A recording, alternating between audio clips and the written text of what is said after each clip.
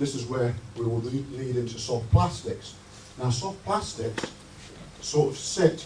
Excuse me, what's HR? Right, HRF is, right, we was going to, as we go through the second slideshow, basically HRF is a system or a set of systems out of Japan. And they fish for the Pacific rockfishers using American largemouth bass techniques in the sea. And we spent years trying to decode and decipher enough Japanese to bring the methods to Jersey and then to the wider audience. And that's basically what HRF is. HRF is based on the fact that you can throw something that is completely artificial into the water, and that any fish, doesn't matter whether it's a panfish, a largemouth bass, a zander, a pike, they do not know the difference between your lure and a live bait or a dead bait until the moment. Remember, fish do not have hands. The only way they can tell is through touch, pressure wave, or sensing that something's in the water, and maybe scent or the slime. But it's still got to put it in its mouth to see whether it's edible if it's not quite sure what it is. And if a fish isn't spooked, chances are it will do that. And as fish get bigger, they become more and more wary. I mean, I will tell you now, we've been fishing for 20 years for bass with lures. That's, yeah, 20, easily 20 years. Hundreds and thousands of hours. And yet the number of big fish that we've caught on lures compared to the number of big fish we've caught that are fed in a scavenger type way, it's completely the opposite ends of the scale. If we wanted to catch big fish all of the time, we wouldn't go lure fishing. We would go and we would put down a big dead pout, or we would live bait a big wrasse or a whole rockling or something like this, or a live squid under a balloon.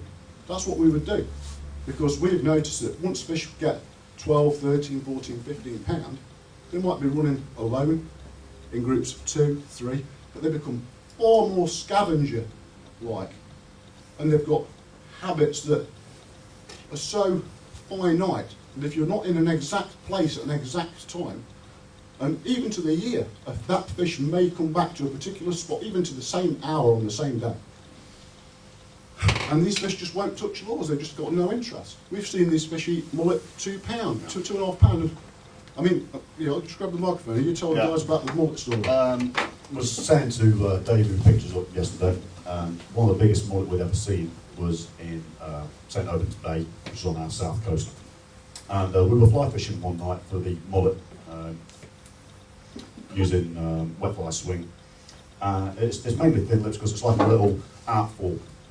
Anyway, so we've got all these mullet in front of us, and next thing they're just exploding all over the place. And I was like, oh man, what's going on here? Must be some big fish moving in. So after about 20 minutes, they settle back down again and start feeding. So we're taking a few more fish out, and these are like £3, £4 fish on fly.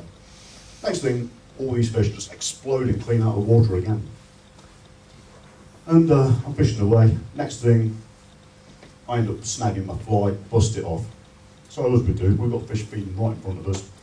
Turn my headlight on, and I'm just like looking down the side, and right down the side of this little outfall is a bass that is probably 20 pound, if not slightly bigger. This is the biggest thing I've ever seen. I mean, we fish for stripers in the States, so we know what big fish looks like. This thing is like, you know, that sort of size, and it's got the remains of a £2, £2.5 mullet sticking out of its mouth still. There's about this much tail. And to this day, it's still one of the biggest fish we've ever seen. So we just know that there are a few big fish around. We had one landed about 4 years ago. There was about 23. 22 and a half. Yeah, that was caught in a net. We get several every year that's caught on ground lines that are set over the winter, 18, 19 pound. So they are out there, but very, very difficult again to catch on lures. Most of the biggest fish we caught on lures, we've had a few doubles, but the majority go from 7, 8, 9 pound. Then they become very, very difficult. So the amount of doubles we've had on lures is very small compared to the amount we've had over the years on big baits. Yeah, that's very true. I would say the vast majority of fish that we catch are in the £3 to £5 bracket. with maybe the next 30% being in that 5 to 6.5 pound bracket, and then the rest are going up to, I think 9.12 was the biggest we had last year, but we had, I think, 12 fish over £9 last year. The year before was, we had a double that year on lure, and I think about 14 or 15 fish in the 9, and about 30 fish in the 8. But you take back that 10 years or 15 years, and we were catching 3 and 4 doubles a year. But they're just not there now. They're gone. Even if we go back to those same areas and we fish, these fish had habits, and once these fish are removed, either by net or by line or just by the food has been taken away. We was having conversations last night with people, and we believe that fish are so habitual, and because they do run in groups, and because Jersey's south east coast and most of Jersey is like almost like a spider's web of runs and gullies and reefs and drop-offs, that we know a place that we call the Sandhill Pit, and this is smack bang in the middle of one of the runs, and it's about 3/4 of a mile off the shore, and you get there, and every time we get there, it's an area about the size of this room, and you can shine your light on the water, and it's literally like looking into a giant sardine tin, and it's full of sandhills, and we have never once seen or caught a bass there. And yet 25 yards that side and 10 yards the other side, we catch bass all of the time. And yet we know people that used to catch bass regularly in this hole. But what we believe is, over the years, as we've heard stories and we've experienced it ourselves, if a group of bass that used to exploit a particular hole or a particular area of bait or a particular rip or reef, if they are removed, young bass coming through don't learn from their peers and their elders. And we've also learned that it may take a period of 2, 3, 5, 7, 10 years before another group of bass discovers it, and once they do get discovered again, more and more and more bass will get caught in that area until they're again removed from the system. And to this day, we've always said a bass has got a brain like a peanut and they're not clever and they don't do this, but they sometimes do things that amaze us. And we're like, how do bass know that food's there but not know that food's there?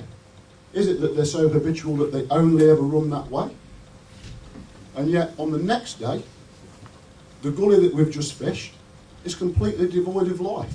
And that gully is now full of fish. And again, this slide here is going to lead on to something we'll talk about a little bit later on, about what we think. It's a theory, okay? I mean, we're not scientists, we don't know categorically that this is happening. But if you was to ever come to Jersey's south east coast, or if you was to look at a river where there's riffles and runs, and it stays the same for the most part unless it rains and the water rises, or you have drought and the water falls. But in Jersey, this is happening every cycle, that for 3 miles or 3.5 miles the water will drain away and the water will flood. And it's like standing in a salmon river, or it's like being at the bottom of Niagara Falls, depending on where you are. But each single and every individual tide will mean that bass will choose to run one way or another way. And it's only just this last sort of like 2 years that we've sort of thought, how does a bass know that on this particular tide, on this particular night, that if it sits at the bottom of this particular gully, it's got 4 inches of water left in it, so it's got to run down a gully that goes all the way back over there to where those pylons are, and the water's only like knee deep. Yet it's still sat here waiting for water to come out of a gully because it knows all of the shrimp and all of the prawn has to come out of that hole. And then we're like, on this tide, we know that that water will drain away. So the bass are there. Now 3 nights later we go back and the air pressure has changed. Now, for those of you that know about weather systems and everything, you may not know that for every millibar change of air pressure, the water level or water height will either rise or fall by 1 centimetre. Now that might not affect your fishing, but believe me, it affects ours and it affects our safety. Jersey South East Coast is so shallow and so far ranging that if we have a gully to cross and we set out and it's 1,000 millibars and X number of feet, if it then drops the pressure by 20 millibars to 980, the water level will actually rise by 20 metres, which means that on the way back we might not get back because it will be over the top of our waders, and then we have a knock-on effect where we can't get back. But the bass know this too, and you read your barometer and you look at it and you look at the bass waiting in 6 inches of water. Sometimes their backs are out of the water and they're going along and they're wobbling the bellies along the ground. And you're like, how can a bass know that on this tide, when it should be completely dry and the bass would be left high and dry on the sandbar, how does this bass know that the pressure is now 4 millibars higher or 20 millibars lower? And it knows that not only can it feed, but it can also escape back down into the open sea. So we're not crediting these fish with enough intelligence, I don't think. It's incredible what these bass do. And as we've learned, as we've been to catch more and more species, it's not something that is just exclusive to bass. So the more we've learned to catch bream on lures and wrasse on lures and whatever species it is on lures, the more we've learned about bass themselves and the way that fish behave in general.